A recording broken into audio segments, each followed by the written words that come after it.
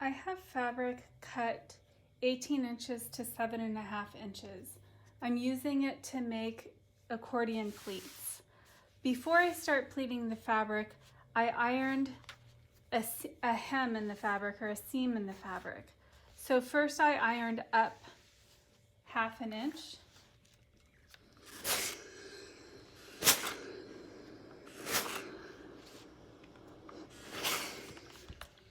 And then again 1 inch.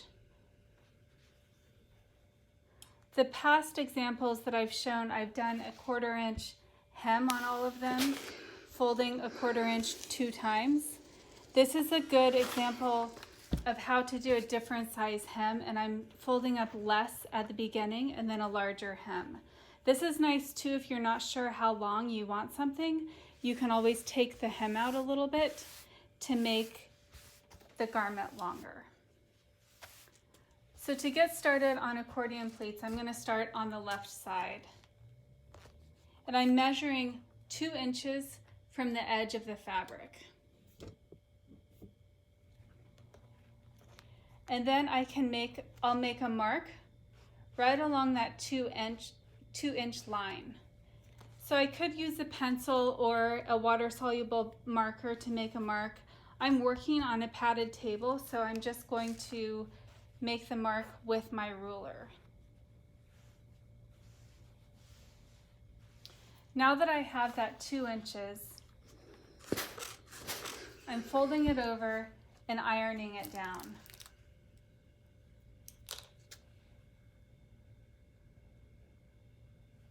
And then I'm going to fold the fabric back so the top is 1.5 inches.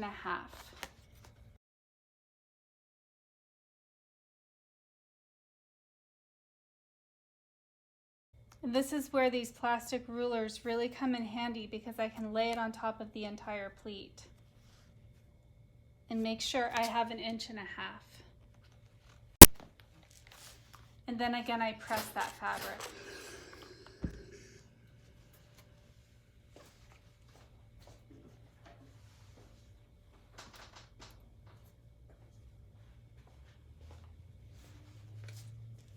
I can slide the ruler into that pleat until it stops. And again, I go to that 2 inch mark and either draw a line, and I'm just making an indentation with my ruler, and then I'm going to pin the pleat at the top and the bottom to make sure the first pleat doesn't come undone.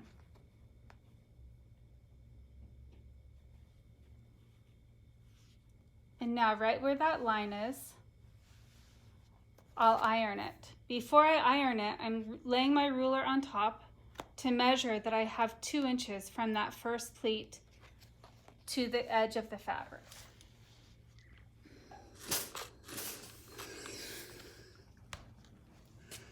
And I'll repeat the same process the whole way through. Now I'm ironing this, folding this back. So I want to have 1/2 inch on the inside of that pleat. And then on the top, I'll have 1 whole inch.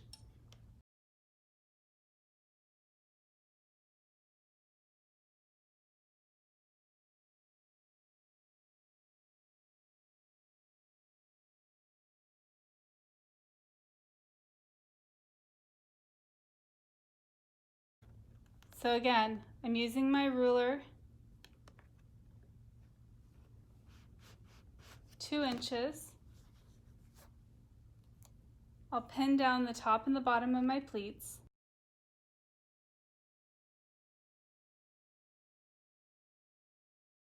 Fold this over and iron that crease, checking to make sure that's correct.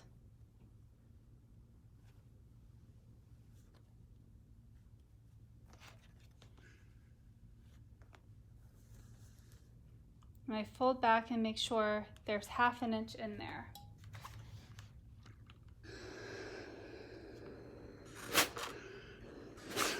It's really important to have a steam in your iron at this point so you get your creases of your pleats really nice and crisp.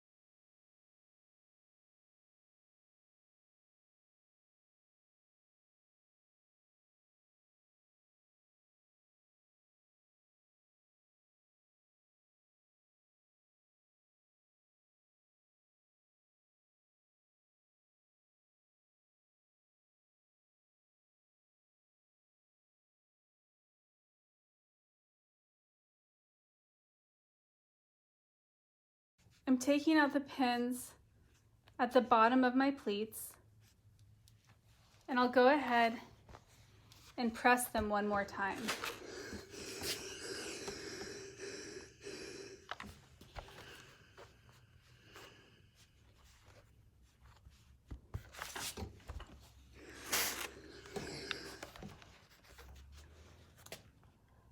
Now I'll start by ironing the hem of the base, and then I'm just going to run a seam through all of these pleats here, taking the straight pins out as I sew.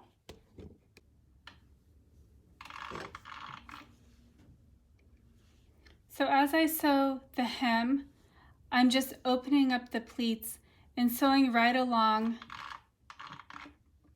the edge of my hem.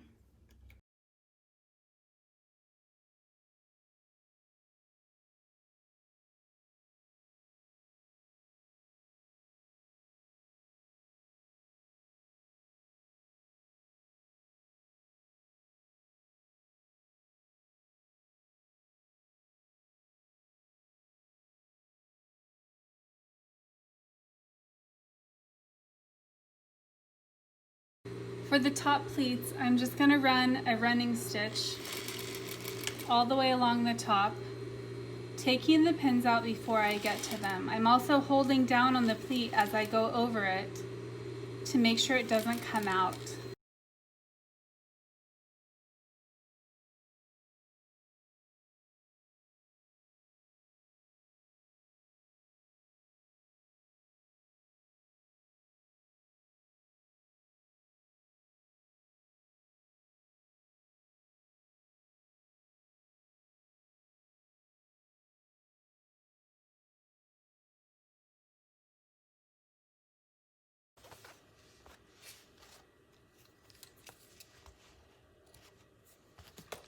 You can see I've sewn the top together and also sewn this hem. Before I press this off again, I want to make sure to get all of the pleats back in line where they go.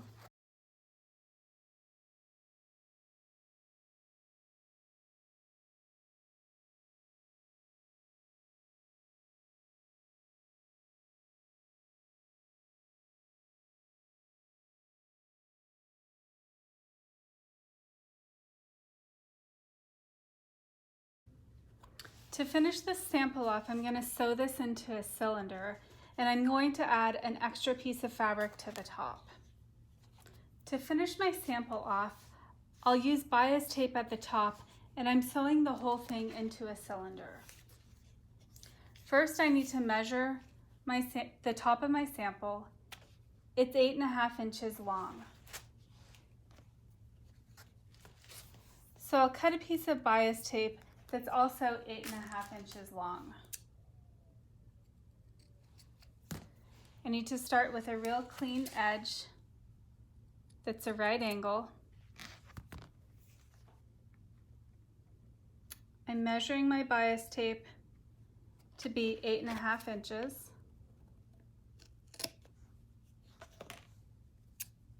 And I just have to clean up that edge there.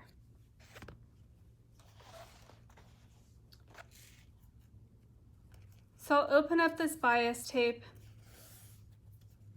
and sew it together into a cylinder. I'm also sewing this together in a cylinder, right sides together. Then I'll sew the circle of the bias tape onto the top of my pleated sample. I have my 8.5 inch piece of bias tape. I'm opening it up and I'll sew 1/4 inch along the bias tape, right sides together.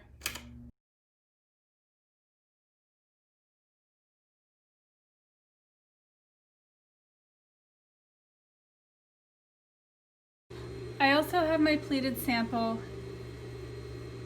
I'm placing right sides together.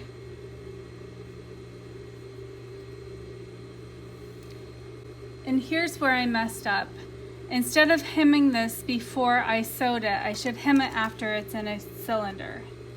But I decided to sew it into a cylinder after I had the sample finished.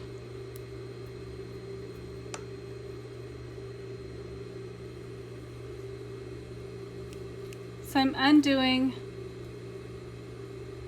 about an inch,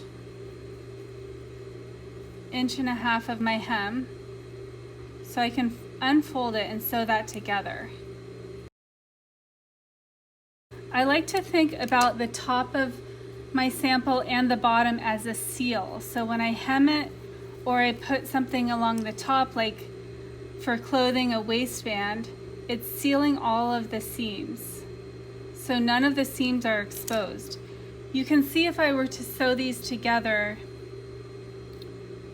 with the hem, you have this area here where they connect. But if I sew them together and then hem it, that's covered up. And I'll show you that when I finish.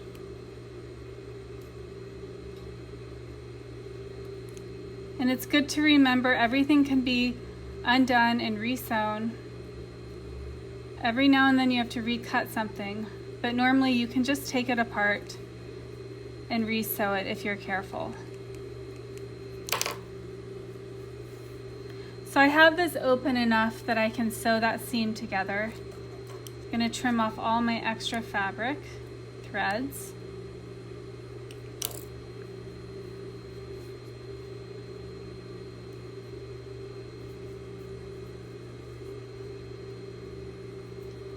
so both sides are open. I'll start at the top. I have right sides together. And even though I'm sewing muslin, the way that I can tell I have right sides together are how the seam is folded in, the hem is folded in.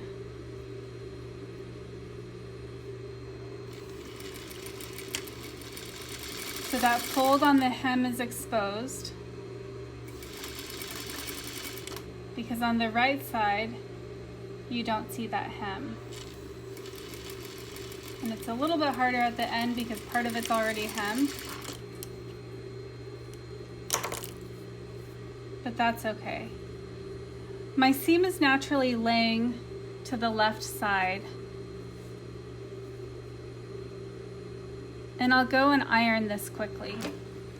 I iron my hem to the left side all the way down into where it's folded. And then I re-iron this fold here. Before I add the bias tape to the top, I'll go ahead and finish sewing this hem where I tore out that area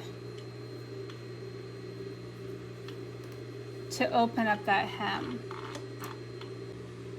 So I'm sewing just on top of where it's sewn together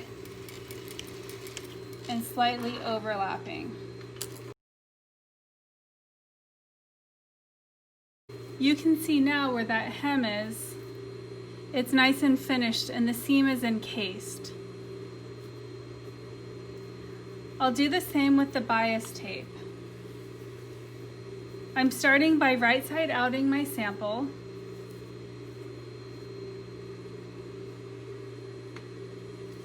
And then I'm taking this bias tape that I already sewed into a circle, and I put the seam over to one side, and I'm refolding it. So just like in previous samples, part of the bias tape is shorter than the other side. That's going to be the front of my bias tape. So I'm finding the seam of the sample, and I want to put the seam of the bias tape right on top just to line those up. And then I want to take right sides together, so this is the right side of the bias tape, and I put it on top of my sample here. And I'll open it up all the way around and sew this on.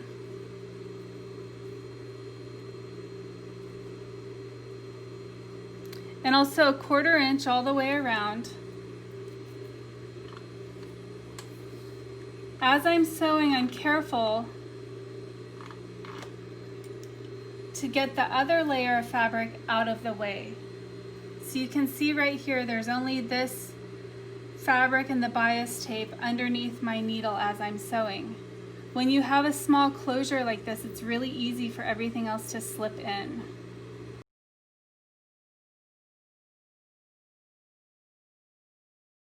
Every time I get to one point, I make sure my needle is down, and then I readjust my fabric so that the other layer doesn't go underneath the needle and get sewn into this top layer.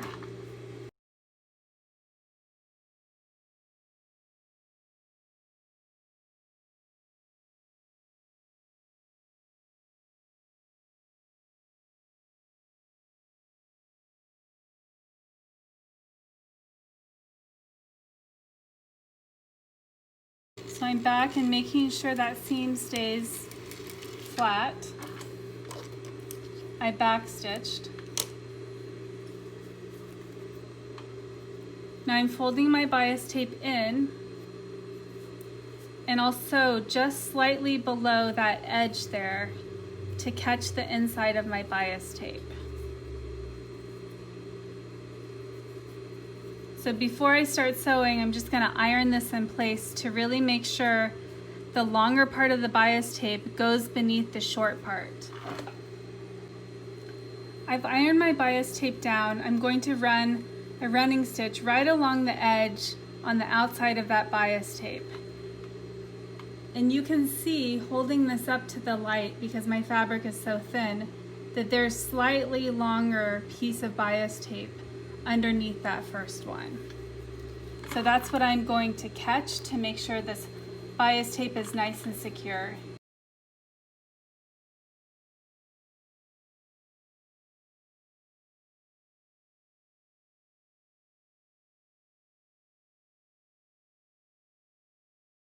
And as I do this, I'm careful to keep my pleats in the place that they're supposed to be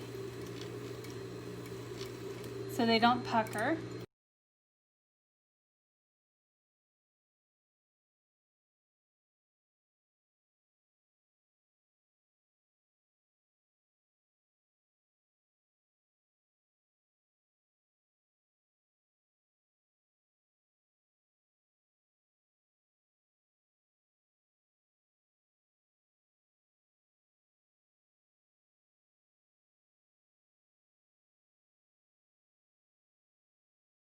And I can check the inside of my sample.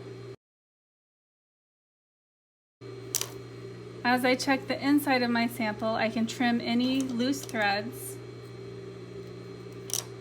But I also see that the bias tape was sewn all the way around. So I just right side it up, and now I have this cone cylinder sample of accordion pleats. And it shows me two different finishings on the top and the bottom.